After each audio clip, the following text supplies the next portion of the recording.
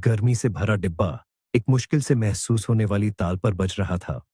मुझे हरितगंज से दूर ले जा रहा था। एक ऐसा कस्बा जहां मिट्टी की गलियों और सदियों पुरानी कानाफूसी में समय जम गया था।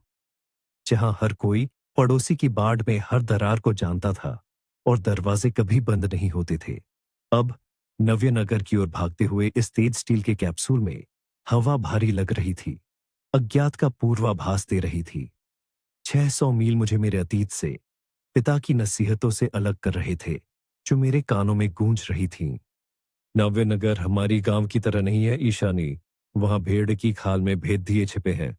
जबान मत चलाना, सोना मत दिखाना, और सबसे जरूरी बात, नशे से बचकर रहना। वह सांप की तरह जबान खोल देता है और तुम्हें खाई में धकेल देता है। केशव, मेरे पिता, यह बात सख्त, अनुभव सिद्ध बुद्धि के साथ कहते थे। उनकी भेदक और तीखी नजर दशकों से हमारे परिवार को कुतर रही पुरानी दर्द को उजागर करती थी। एक दर्द जो मेरी बुआ सांववी से जुड़ा था। मैं सिर हिलाती थी, उनकी ताकत से कांप जाती थी, हालांकि मैंने ये शब्द सैकड़ों बार सुने थे। मेरी आंखें प्रत्याशा से चौड़ी खुली हुई, उड़ते हुए परिदृश्य को सोख रही थीं। खुद को विश्वास दिला रही थी कि आगे स्वतंत्रता और खुशी का असीमित सागर है। मेरा स्वर्ण पदक दूसरे संसार में जाने का एकमात्र प्रवेश द्वार था। ट्रेन भाप के साथ फुफकारते हुए अंत में मुझे उबलते हुए प्लेटफॉर्म पर थूक दिया। नव्यनगर। यहाँ की हवा बिजली से भरी थी। हजारों कहानियों, सैकड़ों नसीबों में डूबी हुई थी, जो आंखों के सामने से गुजर रहे थे, नजर नहीं टिका रहे थे। लोग छाया, जल्दी में, छोटी चीजों में बुदबुदाते हुए, एक दूसरे को नजरअंदाज करते हुए, जैसे उबलते समुद्र में टूटे हुए मलबे। मेरा दिल, प्रांत की मापी हुई धड़कन का आदि, अचानक अकेलेपन से सिकुड़ गया। पैसे का बटुआ सावधानी से छिपा हुआ मेरा किला था। पिता ने कहा था कि सांववी के घर पहुंचने तक इसे हाथ न लगाना। लेकिन तभी भूखी बड़ी आंखें गंदे चेहरे से घिरी मुझ पर टिक गईं। एक लगभग 9 साल का लड़का, उसने हथेली आगे बढ़ाई। बुआ, रोटी। मैं कांपी, छोटे बटुए की ओर हाथ बढ़ाया, जहां 300 पैसे रखे थे, मेरा निजी रिजर्व। इससे पहले कि मैं इसे खोल पाती, एक साया चमका और मेरे हाथों में खालीपन छा गया। नंगे पैर का भूत मेरी आखिरी उम्मीद छीनकर भीड़ में गायब हो गया। मुझे कांपता हुआ, अनाथ, कुचला हुआ छोड़कर। आंसू बह निकले, अपरिचित चेहरों, अपरिचित इमारतों, अपरिचित जीवन को धुंधला करते हुए। अचानक मेरे कंधे पर एक हल्का लेकिन दृढ़ हाथ टिका। तो आंसू बहा रही हो बच्चे? मेरी बुआ सांववी की आवाज मधुर थी, लेकिन उसमें कड़वी विडंबना की एक झलक थी। वह मुझ पर मुस्कुराते हुए देख रही थी। पैसे लड़के ने छीन लिए। हाँफते हुए मैं बड़बड़ाई। कितने? करीब 300। सांववी ने फुफकारा। 300? नव्यनगर में आराम नहीं कर सकती ईशानी। ये तुम्हारे हरितगंज जैसा नहीं है, जहां हर कोई हर किसी को जानता है। मैंने नाक सूंघी, खुद को लापरवाह होने के लिए नफरत कर रही थी। पिताजी ने चेताया था, ठीक है मूर्ख, घर चले, आराम करोगी और दुनिया दयालु लगेगी। उनका अपार्टमेंट चमकदार और शांत मेरे लिए दूसरे आयाम के दरवाजे खोल गया। यह घर नहीं था, बल्कि चमकदार एल्बमों से साकार हुआ एक सपना था। भारी शानदार फर्नीचर, साटन के बेड स्प्रेड, क्रिस्टल लैंप, अलंकृत पर्दों वाली विशाल खिड़कियां। क्या मैं परियों की कहानी में आ गई? मैं हाँफ गई, कांप गई। सांववी हंसी। परियों की कहानी? ये सब पुराना सामान है, सालों से कुछ नहीं बदला, सब फैशन से बाहर हो गया। ऐसी सुंदरता को कैसे बदल सकते हैं? आपका यहां बहुत आरामदायक है और साफ सफाई। पिताजी ने कहा था, आपको साफ सफाई पसंद है। सांववी ने सिर हिलाया। गंदगी किसे पसंद है? मैंने एक सजी हुई मेज देखी, चमकदार मेजपोश, एक सुराही, प्लेटें। बुआ ने कपड़े को छुआ, उसकी कड़कपन की पुष्टि की। नहाने जाओ, फिर रात का खाना खाएंगे। जब मैं नरम तौली में लिपटी वापस आई, तो सांववी पहले से ही घर से लाए मेरे साधारण उपहार खोल रही थी। खट्टी अचार, मशरूम, स्ट्रॉबेरी जैम। वतन की महक, पतली लेकिन इतनी भेदक, हवा में भर गई। सांववी ने अपने चेहरे को हाथों से ढक लिया और मैंने उनके सिसकने की आवाज सुनी। उस रात मेज पर दो रक्त संबंधियों के दिल एक साथ धड़क रहे थे। वे आधी रात तक गले मिलते हुए, आंसू पोंछते हुए देर तक बातें करते रहे। अंत में मुझे वह प्राचीन पारिवारिक रहस्य पता चला जो हरितगंज की हवा में एक अनकहे शाप की तरह लटका हुआ था। सांववी सुराही का शराब खाली कर लाल हो गई। केशव सही थे, शराब जबान खोल देती है। उन्होंने बोलना शुरू किया और शब्द आत्मा से फटकर निकल रहे थे। हम चार थे, साशा, साशा, तुम्हारे पिता केशव और मैं, वह आनंदी। ईशान तुम्हारे दादा सख्त थे, कभी कभी क्रूर। और आनंदी तुम्हारी दादी प्रकाश थी। उन्होंने उसे अपने अधीन कर लिया, उसे आज्ञाकारी बना दिया। उनके केक कोई ऐसा नहीं बनाता था। 8वीं कक्षा में रोहन आया, एथलीट, फौजी का बेटा, और मैं होश खो बैठी। 9वीं कक्षा में दिमाग पूरी तरह से फिसल गया, ग्रेड कम होने लगे। ईशान को स्कूल बुलाया गया। उन्होंने नहीं मारा, बस कहा, अगर पेट में बच्चा लेकर आई तो निकाल दूंगा। तुम बेटी हो, लेकिन शर्मिंदगी से बचाऊंगा। मैंने तब सिर हिलाया था। मैं बस प्यार करना चाहती थी। वह उनकी गुप्त मुलाकातों को याद कर रही थी। नए साल की शाम, जिसके बाद सब कुछ बदल गया। रोहन का परिवार चला गया। त्रासदी। लिखने का वादा किया, फोन करने का एक भी पत्र नहीं। और फरवरी में मैं गर्भवती हो गई। खून जम गया। परिवार को क्या बताऊं? मैं पतली थी, पेट नहीं दिखता था। ग्रेजुएशन के बाद ईशान ने बुलाया, तुम गर्भवती हो? मैंने हाँ कहा और आंखें बंद कर ली। उन्होंने धीरे से कहा, आज शाम सामान पैक करो सारा, सर्दियों वाला भी। कल सुबह तुम्हें बस में बिठा दूंगा, थोड़े पैसे दूंगा। आगे मुझे कोई दिलचस्पी नहीं है। तुमने ये जिंदगी चुनी है, जियो। मैं रोई, माफी मांगी। वह चट्टान की तरह थे। केशव ने हस्तक्षेप करने की कोशिश की, लेकिन ईशान ने उससे भी उसकी जगह दिखा दी। सुबह ही उन्होंने मुझे पैसे दिए, बस में बिठाया। मैंने देखा आनंदी बस की ओर दौड़ रही थी, लेकिन ईशान ने उसे पकड़ लिया और खींच कर ले गया। उस दिन से वह मुरझाने लगी। मैंने एक फैक्ट्री में नौकरी कर ली, हॉस्टल मिला, लेकिन मेरा बेटा पैदा नहीं हुआ। मैं ट्राम के लिए जल्दी में थी, पेट के बल गिर गई। अस्पताल में होश आया, बच्चा नहीं था। कमरे में वापस आकर मैंने आनंदी को देखा। वह चुपके से आई थी, पैसे लाई थी, खाना। तुम बीमार दिख रही हो बेटी। मैंने बच्चा खो दिया। आनंदी ने मुझे अपने गर्म हाथों से गले लगाया। पिताजी को क्या कहोगी? मैंने पूछा। पता नहीं बेटी, कुछ सोचूंगी। उन्हें पूरी सच्चाई जानने की जरूरत नहीं है। वह फिर से आई। 2 महीने बाद वह और भी बीमार दिख रही थी। फिर से मेरे पास आने के लिए धन्यवाद। मैं तुम्हें बहुत याद करती हूं। मैं भी, मेरी प्यारी। शायद पिताजी माफ कर देंगे। आनंदी ने सिर हिलाया। नहीं, ईशान नहीं बदलेंगे। वह जिद्दी है। उन्होंने सभी को परेशान कर दिया है। 1 साल तक आनंदी मुझसे मिलने आती रही। वे सबसे सुखद दिन थे। ईशान को पता था वह झगड़े करते थे। उसे वापस आने दो। कब तक? वैसे भी बच्चा नहीं है। तुम किस बेटी की बात कर रहे हो?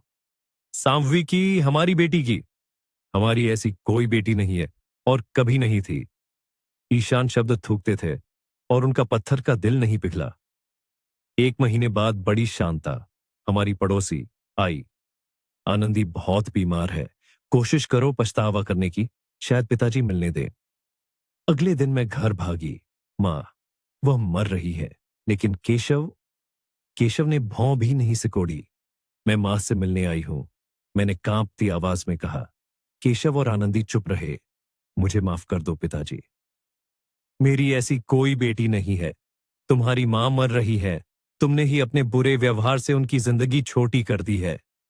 मुझे मां के पास जाना है। यह मेरा भी घर है। तुम्हें ऐसा करने का कोई अधिकार नहीं है। वह मुझसे प्यार करती है।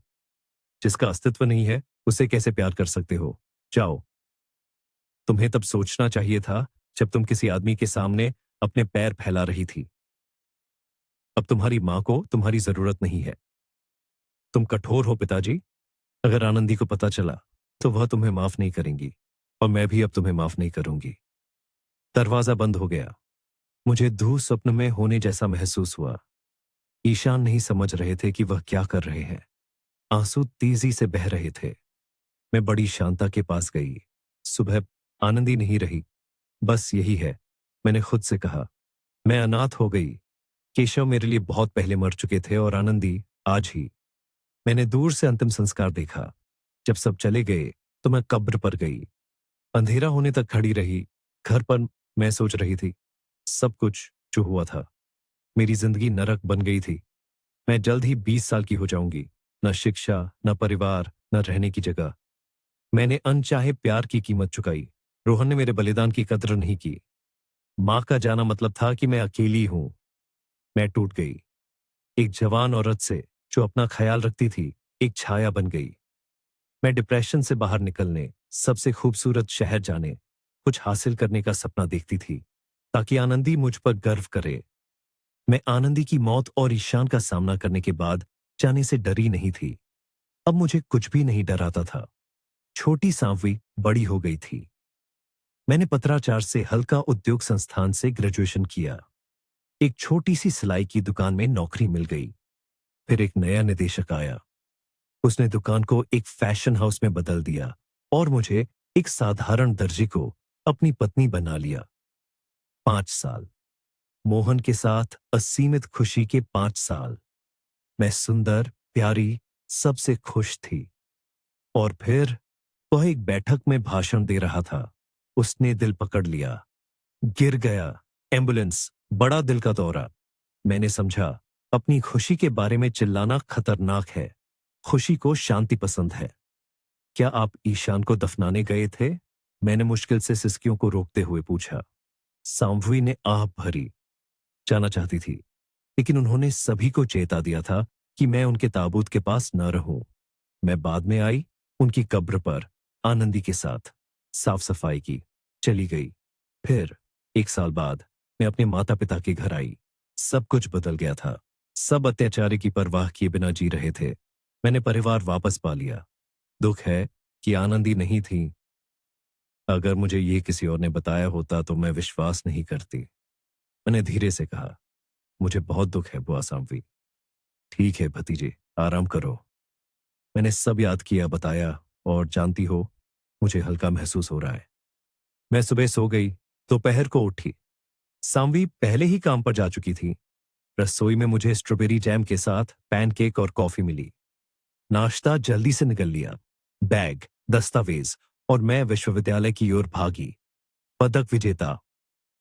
दस्तावेजों को स्वीकार करने वाली लड़की ने प्रशंसा के साथ कहा, हमें ऐसे छात्रों की जरूरत है। मैं विशाल राजसी इमारत को देख रही थी। क्या मैं सचमुच यहां पढ़ूंगी? परीक्षा तक के सभी दिन मैंने किताबें, नक्शे सोख लिए, पदक विजेता के दर्जे के योग्य बनने की कोशिश कर रही थी। नियत दिन, छात्र ऑडिटोरियम के दरवाजे पर ठसाठस भरे थे, जिस पर इतिहास परीक्षा लिखा था। कोई भी पहले प्रवेश करने की हिम्मत नहीं कर रहा था। मैंने निर्भीकता से दरवाजा खोला। अनुमति है?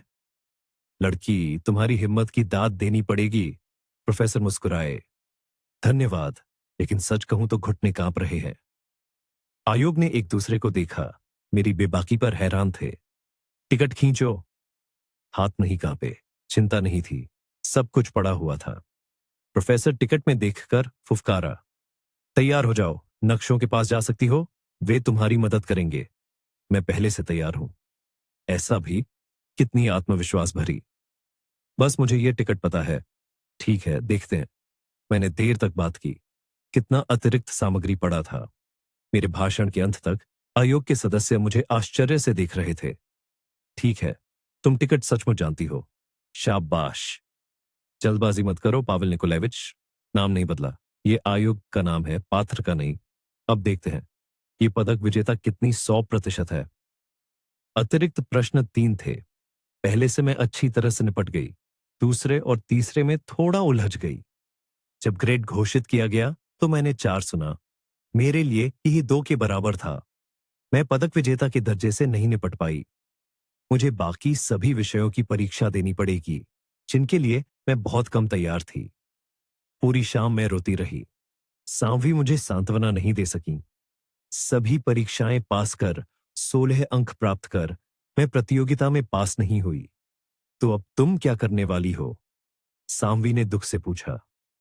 घर जाओगी? नहीं नहीं, नौकरी करूंगी, तैयारी करूंगी। अगर अगले साल भी दाखिला नहीं मिला तो घर जाऊंगी, स्कूल में झाड़ू लगाने वाली के रूप में। वहां शायद पदक विजेता फर्श कभी नहीं धोते थे। कितनी हंसी आएगी। और मैं रो पड़ी, जैसे कोई बच्चा नदी में गेंद गिरा दे। मैं तुम्हें अपने पास काम पर रख लेती। नहीं, मुझे सिलाई नहीं आती, सिर्फ फर्श साफ करने का काम आता है। क्यों इस फर्श के पीछे पड़ी हो? वहां तो तुम्हारे बिना भी बहुत लोग हैं, सोचना पड़ेगा। चलो सोमवार तक आराम करो, नव्य नगर देख लो, और मैं कुछ सोचूंगी। सांवी ने एक वकील के दफ्तर में सेक्रेटरी की नौकरी के बारे में सोचा। मेरा अनुभव कम था, नव्य नगर की आदत पड़ जाएगी, लेकिन कुछ भी फिट नहीं बैठ रहा था। किसी को भी कल की स्कूली लड़कियों की जरूरत नहीं थी जो सेक्रेटरी का काम नहीं जानती थीं। हफ्ता खत्म होने वाला था। मुझे लगा कि घर वापस जाना पड़ेगा। ईशानी, आज मैं एक परिचित से मिली। वह मोहन के बहुत अच्छे दोस्त थे। 1 साल पहले उनके साथ एक हादसा हुआ। पत्नी की कार दुर्घटना में मौत हो गई। बेटा घायल हो गया। पैर का ऑपरेशन हुआ है। वह चलता है, लेकिन आंखें, 2 ऑपरेशन हुए हैं, लेकिन अभी तक नहीं देखता। खैर, वह बेटे के लिए एक अटेंडेंट की तलाश में है। उन्होंने पिछली महिला को निकाल दिया। बेटा शिकायत कर रहा था कि वह उस पर चिल्लाती थी और अलमारियों की तलाशी लेती थी। मुझे जाहिर है यह विचार बहुत पसंद नहीं है। क्यों? मैं हैरान हुई। यह किसी भी दूसरी नौकरी जैसी ही है। क्या मैं वहां काम कर सकती हूं? मुझे यह चिंता है कि तुम्हें वहीं रहना पड़ेगा, हुआ ने कहा। रहना? क्यों? क्योंकि मलिक कबीर सिंह बहुत काम करते हैं, देर से घर आते हैं, और लड़के को लगातार देखभाल की जरूरत है। और क्या उनका अपार्टमेंट बड़ा है? सांवी मुस्कुराई। उनके पास एक विशाल घर है, कर्मचारियों की एक टीम है। तुम्हें सिर्फ अर्जुन का ख्याल रखना होगा। जवाब कब चाहिए? कबीर शाम को फोन करेंगे, लेकिन मैं भी वहां नहीं रहना चाहती। मैंने आह भरी। ठीक है। सांवी सहमत हुई। कुछ और ढूंढ लेंगे, और मुझे गले लगा लिया। कबीर ने, जैसा कि वादा किया था, रात लगभग 10 बजे फोन किया। सांवी, क्या फैसला किया?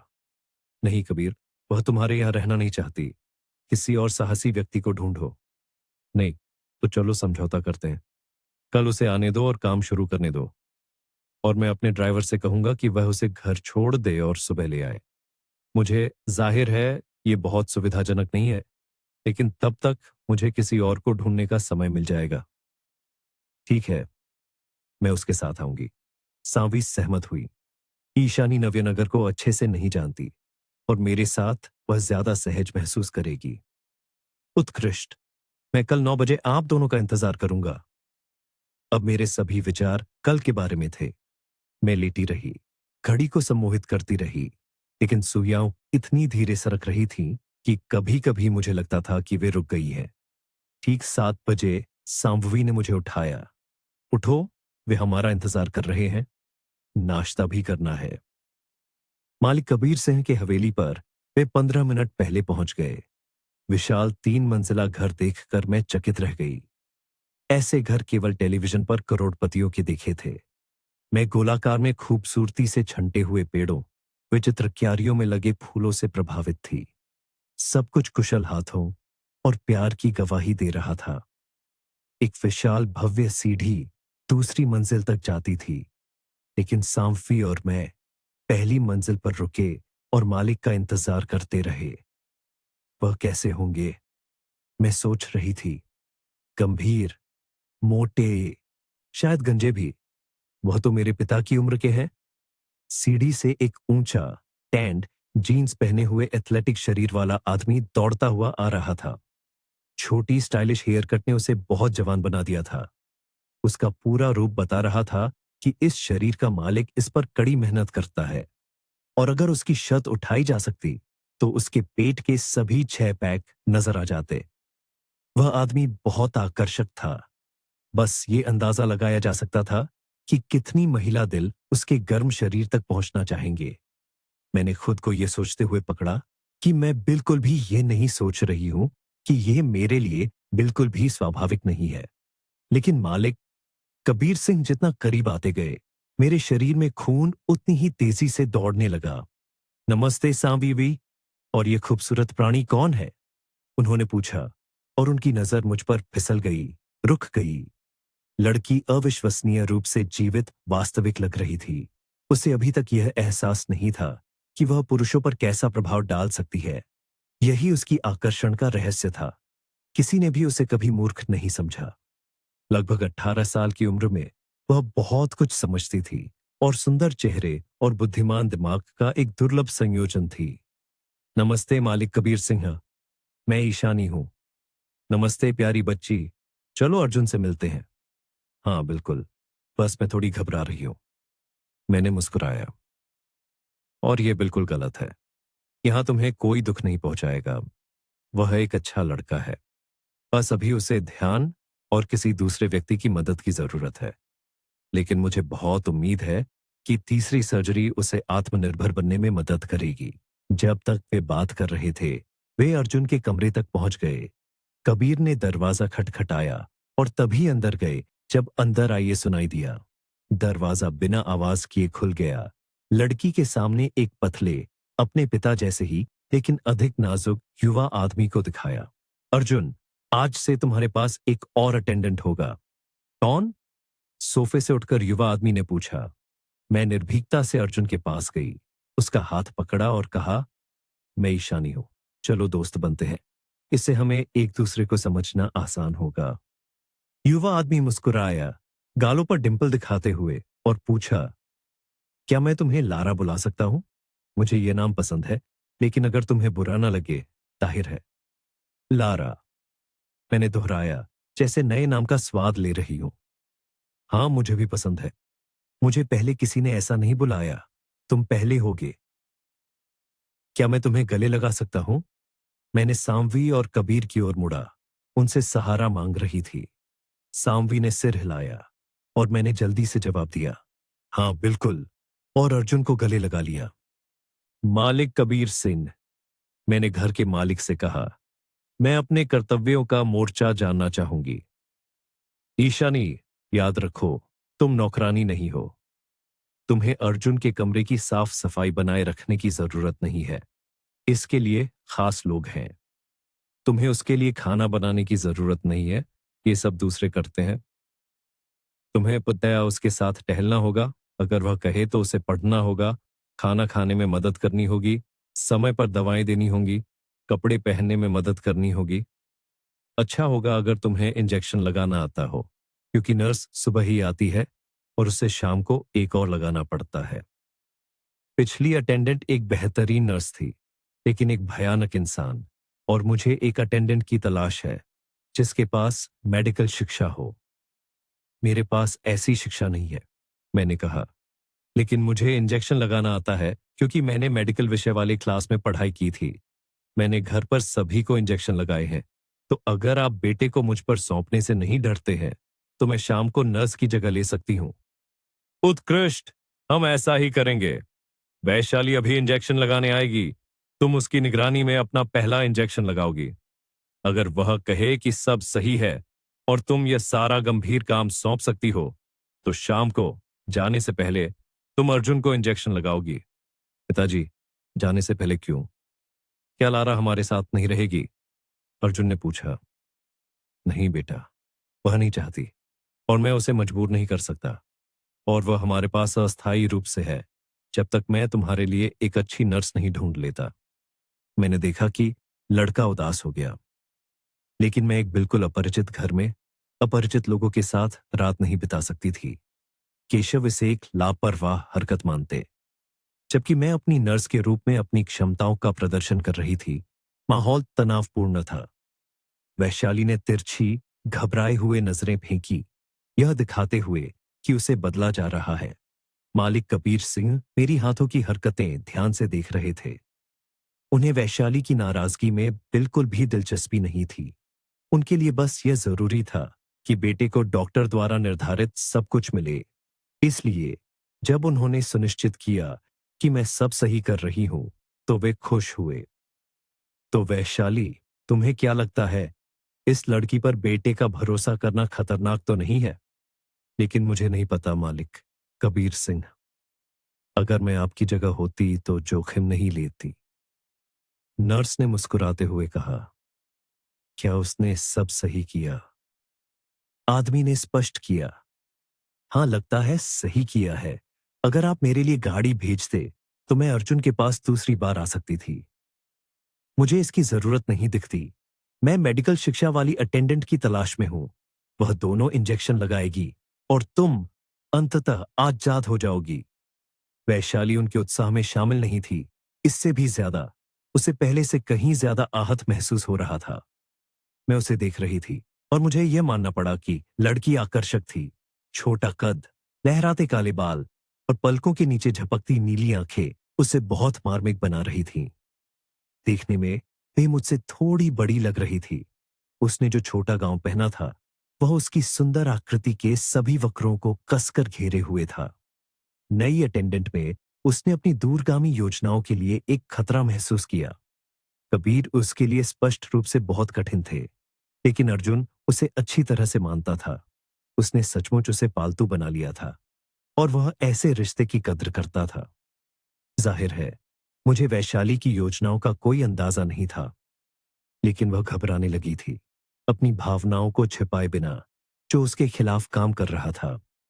शायद नर्स को शांत करना चाहिए था कि अर्जुन पर मेरी कोई नजर नहीं है, लेकिन किसी कारण से ऐसा करने का मन बिल्कुल नहीं कर रहा था और इस तरह का व्यवहार सम्मान का हकदार नहीं था। कबीर शायद ही कभी कठोर होते थे, लेकिन अगर उन्होंने कुछ सोच लिया तो उन्हें अपने निर्धारित रास्ते से हिलाना बेहद मुश्किल था। चरित्र की यही विशेषता बेटे में भी आ गई थी। इसलिए उन्होंने एक बार फिर वैशाली से आने के लिए कहा, जब तक कि उन्हें कोई नई अटेंडेंट न मिल जाए। अगले सभी दिन वैशाली कबीर के फोन का इंतजार करती रही। फोन को इस उम्मीद में टकटकी लगाए देखती रही कि वह फोन करेंगे, माफी मांगेंगे और उनके लिए गाड़ी भेजेंगे। कभी कभी बहुत मन करता था कि जाकर पिता को सब कुछ बता दूं कि वह अर्जुन के लिए कैसी भावनाएं रखती है और वास्तव में उसके प्रति उसका कैसा रवैया है, कि उसे उनसे बहुत पहले से प्यार हो गया था। लेकिन जाकर बस कबूल करने की हिम्मत इस डर से नहीं हुई कि शायद सब कुछ खो जाए और थोड़ा बहुत स्वाभिमान भी बचा था। इसलिए विदा लेकर वह गर्व से कमरे से बाहर चली गई, इस ईशानी को, इस देहाती लड़की को कोसते हुए जिसने उसकी सारी योजनाएं चौपट कर दी थीं। किसी कारण से उसे लगा कि छोटे सिंह को फांसना आसान होगा। कम से कम वैशाली को खुद की कीमत पता थी। हर किसी को इतने सुंदर शरीर तक पहुंच नहीं मिलती थी। यहां उसे श्रेय देना होगा। वह सुंदर थी और चुनती थी। हालांकि वह पुरुषों की प्रतिक्रिया देखती थी। लगभग हर कोई उसे उपहार देने या रेस्तरां ले जाने की अनुमति पाकर खुश महसूस करता था।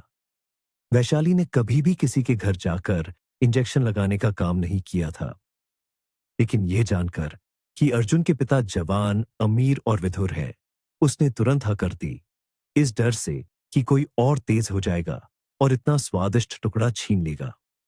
लगभग 1 साल तक उसने अर्जुन की सेवा की, लेकिन उसने उस पर कोई ध्यान नहीं दिया और लगभग 1 महीने पहले उसने उससे इंजेक्शन के बाद थोड़ा रुकने को कहा। पहले उन्होंने बहुत बातें की, हंसी मजाक किया। वह उसके सोफे पर बैठ गई, उसका हाथ पकड़ा और उसने उसे चूमने की इच्छा से उसकी ओर खींचा। वास्तव में वयस्कता से, पहले थोड़ा शर्माते हुए और फिर हिम्मत करके उसे अपने पास खींच लिया। सचमुच उसकी सांस रोक दी। ऐसा लगा जैसे यह चुम्बन कभी खत्म न हो। वह उसके साथ यहीं और अभी रहना चाहती थी, उसे और ज्यादा करने देती। लेकिन अर्जुन रुक गया और देर तक अपनी बेकाबू होने के लिए माफी मांगता रहा। वैशाली एक स्वास्थ्य कर्मी के रूप में समझ गई थी, लड़के की उम्र 20 साल है और युवा ऊर्जा को कोई आउटलेट नहीं मिल रहा है। इसलिए उसने उसे शांत किया। क्या बात है, माफी मत मांगो। सबसे पहले मैं सब समझती हूं और दूसरे, मुझे ये पसंद आया। तुम बहुत अच्छा चुंबन करते हो। उसे खराब खेल में अच्छा चेहरा बनाना पड़ा, लेकिन शुरू किए गए काम को पूरा करने का विचार उसके मन में रह गया। ईशानी, एक युवा आकर्षक लड़की को देखकर वह घबरा गई, लेकिन फिर उसने सोचा कि लड़की उसकी प्रतिस्पर्धी नहीं है। बस अर्जुन के प्रति ईर्ष्या ने उसके दिमाग को पूरी तरह से ढक लिया था और उससे एक चुड़ैल में बदल दिया था। बकवास, उसने खुद से कहा। मैं कहां सुंदर, सेक्सी, अनुभवी, और यह देहाती लड़की कहां, हालांकि आकर्षक है, लेकिन अभी भी पूरी तरह से बच्ची है। थोड़ा शांत होकर उसने वह सब कर लिया जो मालिक कबीर सिंह ने उससे करने को कहा था और घर छोड़ दिया। सांवी और मालिक कबीर सिंह काम पर चले गए, मुझे मेरे वार्ड के साथ छोड़कर। चलो मैं तुम्हें घर दिखा दूं, ताकि तुम्हें पता चले कि क्या कहाँ है। हमने हाथ पकड़े और नीचे पहली मंजिल पर चले गए। मैं इस घर में 5 साल की उम्र से रहता हूं, अर्जुन ने बताया। जब मैं अंदर आया और इस विशाल घर को देखा, तो मेरे माता पिता ने मुझे बाद में बताया कि मैंने सिर उठाया था, गालों पर हाथ रखे थे और कहा था, अरे कितना महल है और यह सुल्तान रहता है। मैं इसके आकार से इतना प्रभावित हुआ था, लेकिन सच कहूं तो जब मैं अंदर आई तो मैं भी इतनी खूबसूरती देखकर दंग रह गई थी। मैंने स्वीकार किया, झूमर जमे हुए झरने जैसा लग रहा है और यह कैसे रंगीन रोशनी में चमकता है। यह झूमर माता पिता ने इटली से मंगवाया था। उस पर सभी लटकन सफेद है और चूंकि हर एक पर बहुत सारे पहलू हैं, इसलिए वे लैंप से अलग अलग रंग लेते हैं। अरे वाह, यह तो कमाल है। मैंने अपनी जिंदगी में ऐसा घर कभी नहीं देखा, सिर्फ टीवी पर देखा है या फिल्मों में। लेकिन सच में मैं जिसे भी बताऊंगी वह विश्वास नहीं करेगा, लारा ने उत्साह से चिल्लाया। एक सेकंड के लिए भी अर्जुन का हाथ नहीं छोड़ा। अगर तुम पढ़ना चाहो तो दाईं ओर लाइब्रेरी है, बगल में पिताजी का कमरा है, आगे हमारे साथ रहने वाले कर्मचारियों के कमरे हैं। अर्जुन ने मुझे पूरे घर में घुमाया। वो पूरी तरह से परिचित था, उसे सब कुछ याद था कि क्या कहाँ है। मैं घर के सहायक कर्मचारियों से मिली। यह साफ दिख रहा था कि वे सभी उसे अच्छी तरह से मानते थे। अगर तुम यहां रहने के लिए सहमत हो जाती तो तुम्हारा कमरा मेरे बगल में होता, लेकिन पिताजी ने मुझसे कहा कि तुम पर दबाव न डालूं। मैंने अर्जुन के सिर के मोड़ का अनुसरण किया। देख रही हो, वहां एक महिला का चित्र टंगा हुआ है। हाँ, ये बहुत बड़ा है। महिला शानदार है। ये मेरी माँ है, चांदनी। सुंदर है ना? बहुत। कितनी दयालु आंखें हैं। और तुम्हारे गाल पर भी वही तिल है।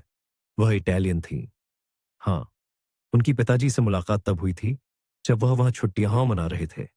मेरे इटालियन दादा दादी उन्हें रूस जाने देना नहीं चाहते थे, लेकिन उन्हें पिताजी से प्यार हो गया और वह उनके पीछे चली गईं। उनसे प्यार न होना असंभव है, मैंने सोचा। और जब उनकी मृत्यु हुई तो वे राख इटली ले जाना चाहते थे, लेकिन पिताजी ने नहीं दी। तब उन्होंने कम से कम कुछ हिस्सा मांगा ताकि उन्हें उनकी मातृभूमि में दफना सके। अर्जुन की कहानी सुनते हुए मैं हर समय चित्र को देखती रही, लेकिन युवा आदमी की आवाज में कंपन सुनकर मैं मुड़ी और उसकी आंखों में आंसू देखे। अर्जुन, और मत बताओ। मैं समझती हूं कि तुम्हें कितना मुश्किल लग रहा है। मां के बिना रहना कितना दुखदाई है, लेकिन तुम फिर भी उनसे प्यार करते हो और वह इसे महसूस करती है। लारा नहीं जानती थी कि लड़के का मन कैसे बहलाए। सुनो, चलो टहलने चलते हैं। चलो तुम मुझे अपने बारे में बताओ। अर्जुन मुस्कुराया। मेरा बायोडाटा तो अभी संक्षिप्त है। तो क्या? मुझे फिर भी दिलचस्पी है। घर के परिसर में घूमते हुए मैंने बताया कि मैं एक छोटे कस्बे से विश्वविद्यालय में लॉ फैकल्टी में दाखिला लेने आई हूं। तो तुम वकील बनना चाहती हो? और तुम्हें यह इतनी हैरानी क्यों हो रही है? नहीं, हम तो सहयोगी हैं। मैंने पहला साल पूरा किया है, सभी परीक्षाएं बिना किसी फेल हुए पास की है और फिर आगे पढ़ाई नहीं कर सका। अरे वाह, लारा हैरान हुई। चलो थोड़ी थोड़ी तैयारी शुरू करते हैं। मैं दाखिले के लिए और तुम अपनी पढ़ाई जारी रखने के लिए। वे देर तक घूमते रहे, झूले पर झूले, हंसे, बहुत बातें की, जब तक कि उन्हें दोपहर के भोजन के लिए नहीं बुलाया गया। दोपहर के भोजन के बाद अर्जुन ने मुझसे पढ़ने को कहा। लाइब्रेरी से कुछ एडवेंचर वाला ले आओ। मुझे अभी कोई गंभीर किताब पढ़ने का मन नहीं है। दिन तेजी से बीत गया। ठीक शाम 7 बजे उसे इंजेक्शन लगाकर लारा विदा लेने लगी। मैं चलती हूं अर्जुन, बहुत देर हो गई है। कल सुबह हम फिर मिलेंगे।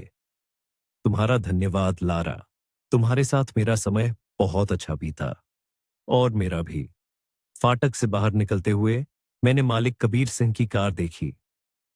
अभी जा रही हो? आदमी ने पूछा। हाँ, समय हो गया है। कल तक।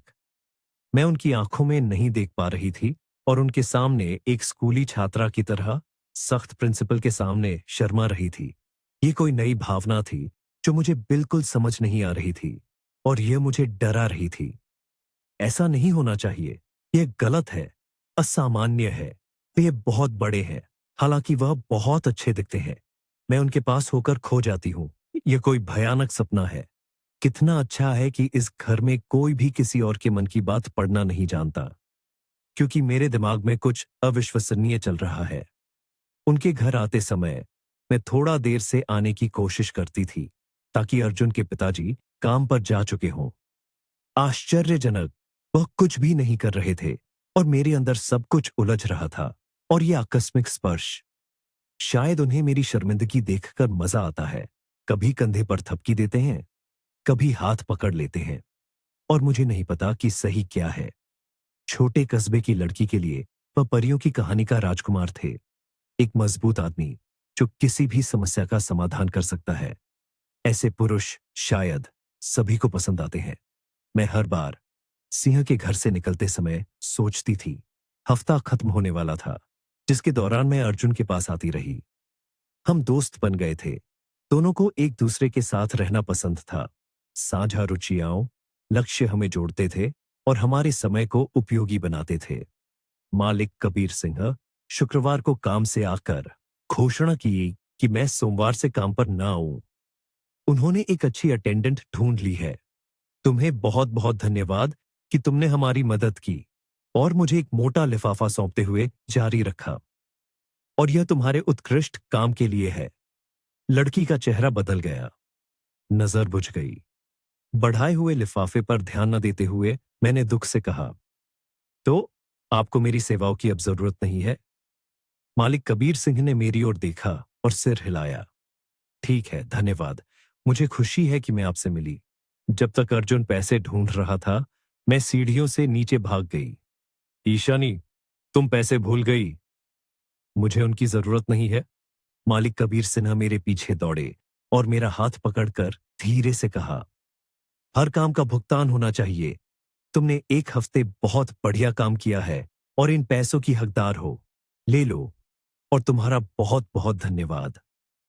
मैं मालिक कबीर सिंह की ओर आंसू भरी आंखों से देख रही थी, लेकिन वह शांत, संयमित, केंद्रित थे। नजर सीधी खुली हुई। वे बिना झिझक देख रहे थे, लेकिन अभिमानी नहीं थे। आदमी स्थिति का मालिक बनने का आदी था। कंपनी, लोगों, भावनाओं का प्रबंधन करने का आदी था। व्यक्तिगत को व्यावसायिक से अलग करने का आदी था। और मेरे ऊपर भावनाओं ने हावी हो गई। मैं उनसे निपट नहीं पाई। मुझे आपके यहां बहुत अच्छा लगा। आप बहुत अच्छे लोग हैं। पैसों के लिए धन्यवाद। हाँ, यह हुई ना बात। मालिक कबीर सिंह ने खुशी से कहा। सांवी को मेरा नमस्ते कहना। और क्या मुझे शनिवार और रविवार को आना है? अर्जुन को इंजेक्शन लगाने हैं? नहीं ईशानी, ये इंजेक्शन खत्म हो गए हैं और सोमवार से दूसरे शुरू होंगे और दूसरी अटेंडेंट होगी। मैं समझ गई। अंत में मुझे कार में बैठने की हिम्मत आ गई और कोई सवाल नहीं थे, जिसका मतलब था कि मालिक कबीर सिंह को और रोकना अनुचित था। उन्हें विदा करते हुए मैंने मुंह फेर लिया। अर्जुन भी उदास था। दीवार की ओर मुंह करके लड़के ने पिता से बात नहीं करना चाहा। बेटा, क्या हुआ? कोई प्रतिक्रिया ना देखकर उसने फिर पूछा। अर्जुन, मैं जवाब का इंतजार कर रहा हूं। आपने उसे क्यों निकाल दिया? मुझे उसके साथ बहुत अच्छा महसूस हुआ। मुझे तो लगा कि मैं देखने लगा हूं। वह अद्भुत है, होशियार है। मुझे लगता है कि सुंदर और दयालु भी है। और क्या आपको पता है कि उसने स्कूल से स्वर्ण पदक प्राप्त किया है? हमें एक साथ बहुत मजा आता था। खैर, सबसे पहले वह खुद यहां काम नहीं करना चाहती थी और दूसरे, काम नहीं बल्कि रहना। क्या आपको बुरा लगता अगर उसे यहां लाया जाता? इससे क्या फर्क पड़ता है? वह वैशाली से बेहतर इंजेक्शन लगाती है। मुझे तो पता भी नहीं चलता और मैं उससे दोबारा पूछती हूँ कि क्या उसने खत्म कर लिया है। उसे फोन कीजिए और कहिए कि वह सोमवार को आ जाए। मुझे और किसी की जरूरत नहीं है। कबीर नीचे रसोई में गए, उन लोगों से बात करने के लिए जो पूरे दिन अर्जुन और ईशानी को देख रहे थे। अच्छी लड़की है, लक्ष्मी घर की नौकरानी ने कहा। अर्जुन तो अब और भी बेहतर खाने लगा है। कैसे बेहतर खाने लगा? क्या मैंने कुछ मिस किया? क्या आप और विस्तार से बता सकती हैं? क्योंकि अगर वह मना करता तो ईशानी भी प्लेट हटा देती, ये जोड़ते हुए कि वह बहुत भूखी है लेकिन उसके बिना कुछ भी नहीं खाएगी। और आज उसने खुद और डालने को कहा। वे बहुत दोस्त बन गए हैं। वह उसे हमेशा कुछ न कुछ बताती रहती है, उससे दूर नहीं जाती। सच कहूं तो मालिक कबीर सिंह, मैंने उसे इतने खुश कभी नहीं देखा। आप, जाहिर है, माफ कीजिएगा, शायद मैं अपने काम में दखल दे रही हूं, लेकिन मैं आपको 3 बच्चों की मां के तौर पर बताती हूं। आपके बेटे को भावनात्मक सहारे की जरूरत है और ये नर्सें उसके साथ बैठी रहती हैं और वह उदास रहता है। और लारा ने उससे जीवन वापस दे दिया है।